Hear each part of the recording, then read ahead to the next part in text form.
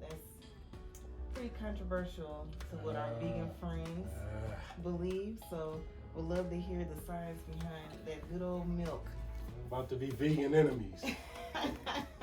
With all due respect to the vegan community, first I would say they have done an excellent job at least getting people to see the standard American diet and the dangers. We do disagree on this subject. So now let's define the specifics, if you will, of milk, because we know that milk will come from any lactating mammal. You can get milk from a rat, from a dog, from a cat, right? But the question is, and this is where history comes into play. Very, very, very wise men would say many times that history is the best subject to reward all of our research. And of course, with history, you get to see the timetable of where people did something regularly, in previous times. So chances are, if you keep seeing something show up, it's something to this use of whatever the thing is. And we can do that with any subject. So on the subject of milk, when you look at the milk that we drank throughout the ancient world, it was always from grass-fed mammals. Okay, so like I just said, you can get milk from a pig. If it's a mammal, it has to lactate because that milk feeds the young of that particular species. But for some reason, in the indigenous world, you keep finding the people drinking milk from cows, from sheep, from goats. In the East, they even drank milk from camels, from horses. Why these particular animals versus just any mammal? Now comes Dr. Detox's position on milk and why it does the body good. So I'm already saying yes, it does. It does the body the most good, and here's why. The nutrients are in the grass. I heard a milk farmer say one time, we're really not in the milk business, we're in the grass business, because of the quality of the milk will be determined by the grass that the cows are eating. So it's really the grass, right? Now I can prove this historically around the globe, what I'm saying, for all of my vegan friends. The grass of the grass-eating mammal is where the nutrients are. But of course, we can't go outside and get grass and just eat it. There are edible grasses, for sure. But our bodies don't break down grass to that degree. The potency of the nutrients is way too strong. Okay.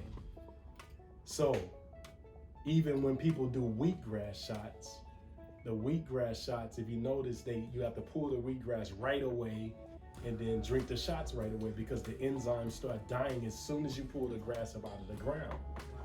So if you took some wheatgrass and just let it sit, or like when you buy frozen wheatgrass and other kind of wheatgrass products, the enzymes are not nearly as great as when you pull it straight out of the ground. So when the grass-feeding animal is eating, how is the grass being pulled? Right away and then digested into the body, right? This mammal has 4 stomachs to digest the grass for us. It gives us that digested grass back in the form of nature's most digestible food. Nature's most whole food because it has all of the essentials in it. It's the only food in the world that if there was nothing else, if you had this one complete food, you could survive. And not only survive, you could thrive.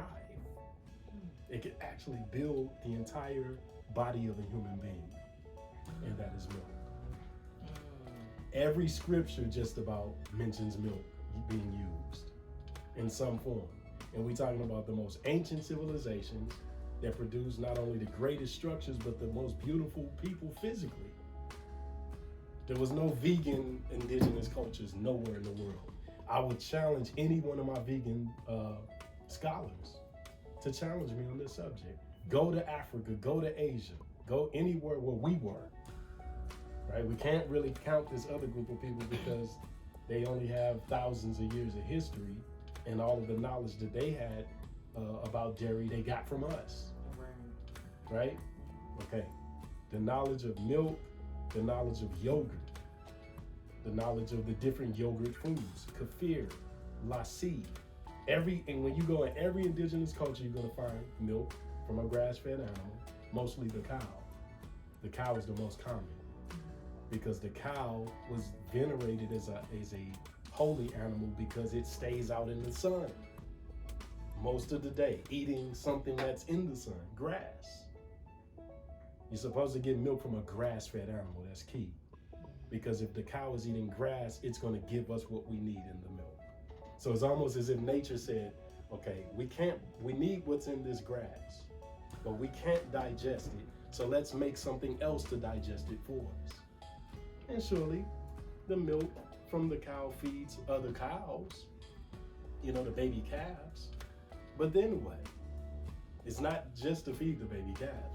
I will show historical documentation, scriptures, and other writings that state clearly that the grass-fed animals, beasts of the field, were created to give us nutrition from the grasses of the ground.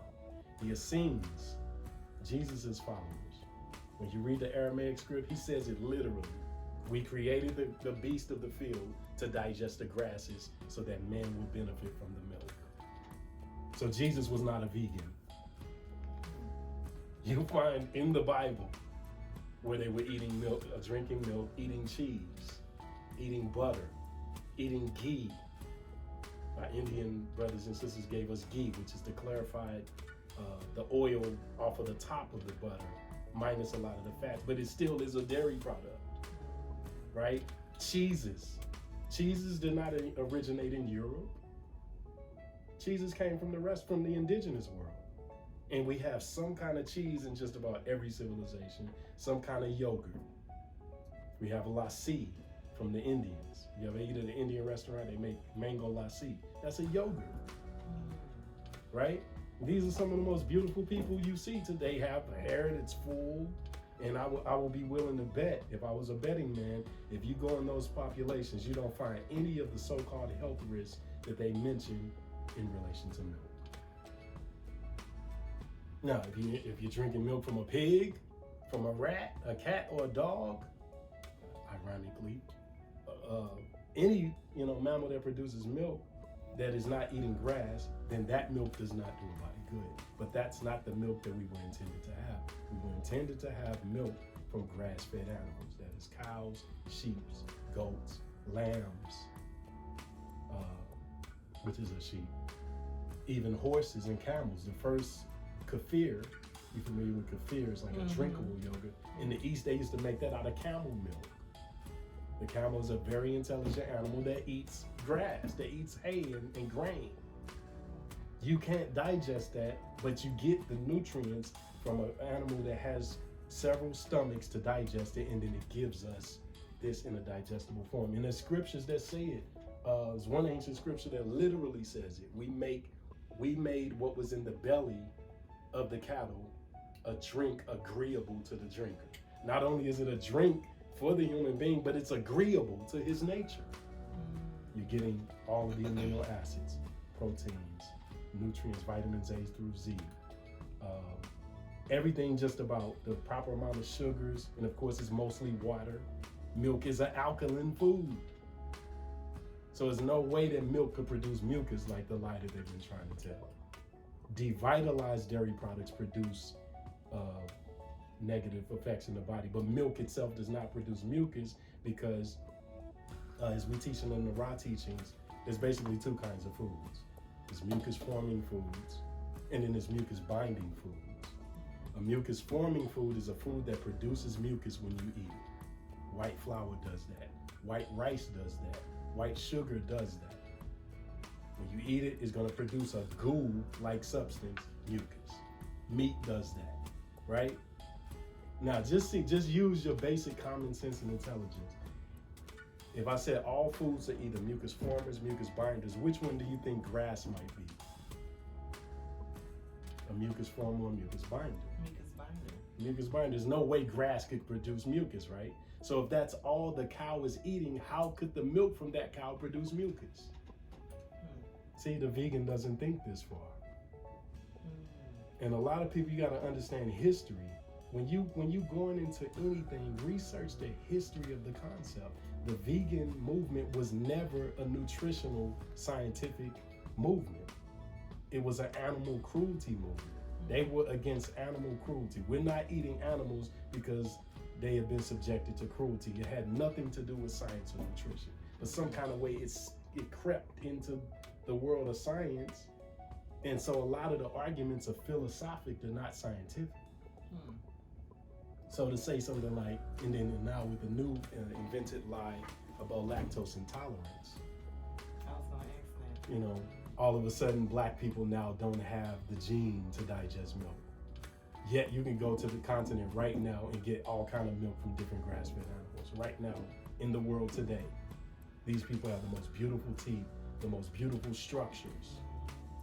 No cases of anything that milk supposedly does in these countries.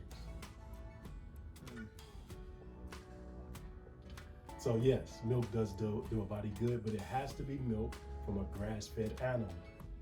And that is the way of the original people. We've been drinking milk since the beginning of time. You're gonna find none of the prophets in the Bible were vegans. How do we know this? Because the Bible mentions what they ate. Cheese is mentioned, milk is mentioned, different milk foods are mentioned right there in the Bible. In the Holy Quran is mentioned, in the Vedas is mentioned.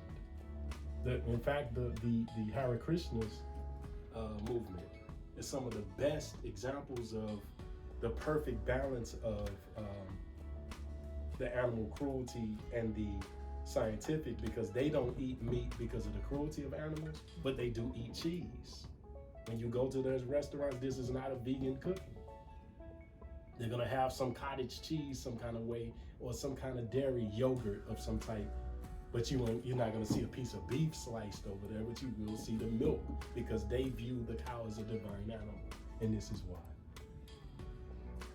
So I pray that I answered your question.